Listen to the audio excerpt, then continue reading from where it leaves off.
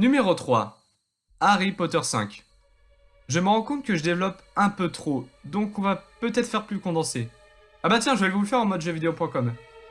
Les plus. Le lien mystique entre Harry et Voldemort, qui est ultra prenant et rend le film très sombre. L'idée de lentement transformer un lieu de magie en prépa très chiante. Les nouveaux personnages. Dolores Ombrage est génialement détestable et Bellatrix, ben, ça reste du Helena Bonham Carter, mais ça fonctionne trop bien. Les scènes d'action. Bon, l'attaque des détraqueurs au début est très kitsch, mais le duel de fin entre Voldemort et Dumbledore est le combat le plus épique de la saga. La mort de Sirius Black. La mise en scène est parfaite et l'émotion n'en est que plus grande. Les moins. On cherche encore. Conclusion. Ce film contient un lot massif de scènes fortes, toutes extrêmement bien gérées par une réa au top et une intrigue intéressante qui explore une menace inédite de la saga. Numéro 2. Harry Potter 8. Ou comment apporter la plus belle conclusion à la saga. Le film où Rogue sort de nulle part comme un vrai héros, son background est surexposé à la fin et tu te prends une grosse claque car elle change totalement ta vision du personnage que tu avais créé depuis plus de 7 films. Celui que tu voulais voir se faire bouffer les yeux à la fin du 6 devient celui dont la mort devient la plus émouvante de la saga. Rien que pour le traitement de ce personnage, le film est grandiose. La scène d'action finale est totalement épique. Il y a tellement d'enjeux lors de ce dernier film que même des personnages importants dans les autres épisodes se font buter hors champ. Mais le point que j'ai le plus apprécié est le traitement de Harry. On apprend vers la fin de la saga qu'entre Harry et Voldemort, c'est un peu tendu, car la mort des protagonistes est liée. Si Harry meurt, Voldemort meurt et inversement. Si vous avez regardé The Dark Knight, vous devriez savoir que ce qui détermine un héros, ce sont ses choix. Harry décide seul de mourir face à Voldemort afin de sauver ses amis. C'est à cet instant précis que Harry devient un vrai héros, le maître de la situation et prend le choix le plus difficile au monde. J'aime profondément ce film pour tout ce qu'il accomplit au niveau des personnages. Ici, ce n'est plus le scénario qui les porte, c'est eux qui portent le scénario. Et donc, vous vous doutez avec stupeur lequel de ces films est mon préféré. Numéro 1, Harry Potter 4.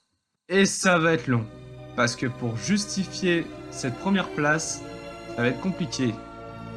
En fait, si je devais retenir qu'un seul film ayant bercé mon enfance, ce serait King Kong. Mais Harry Potter 4 m'a énormément marqué aussi. Et là, c'est ultra subjectif, car je sais moi-même que sur certains points, il est en dessous des autres. C'est pas le plus ouf en termes de réa ou en termes d'écriture, les personnages restent fidèles à eux-mêmes sans trop de fulgurance, sauf du côté de Hermione. J'aime beaucoup son traitement dans la séquence du bal, mais voilà, non, Harry Potter 4 n'est pas le meilleur Harry Potter. Mais c'est celui dont l'histoire m'a totalement transporté dans l'univers magique, c'est celui que je revoyais pour les scènes d'action, le retour de Voldemort, Maugrey Folleuil, la mort de Cédric Diggory, putain.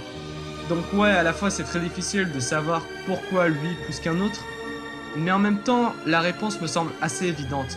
C'est un film qui m'a énormément marqué durant ma jeunesse, bien plus que les 7 autres. Ce film est un enchaînement de scènes ultra cool qui ont fortement nourri mon imaginaire. Et on est tous dans le même cas. Vous aussi, durant votre jeunesse, vous avez vu des films assez marquants pour vraiment vous laisser une trace indélébile. Et aujourd'hui, vous avez grandi, vos goûts ont évolué, et vous êtes capable maintenant d'avoir un jugement objectif sur les choses qui vous ont marqué. Mais relever les défauts de ces films ne le fera pas abaisser dans votre estime tant il vous a apporté des choses positives. Moi, ça a été le cas avec 2012, qui pour le coup est sans doute le film qui m'a le plus marqué au monde durant ma jeunesse. Aujourd'hui, j'arrive à avoir une grosse quantité de défauts dans ce film, mais en soi je m'en fous. J'avais tellement kiffé ce film à l'époque que je peux le revoir aujourd'hui avec le même kiff en faisant abstraction des défauts.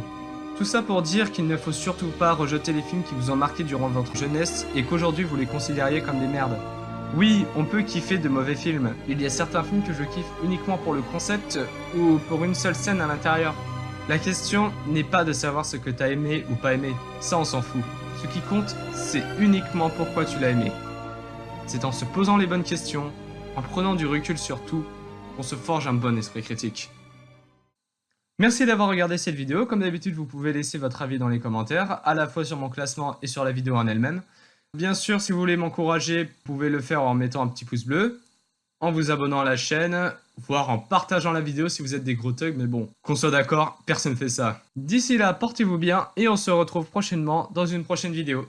Allez, bye tout le monde, ciao!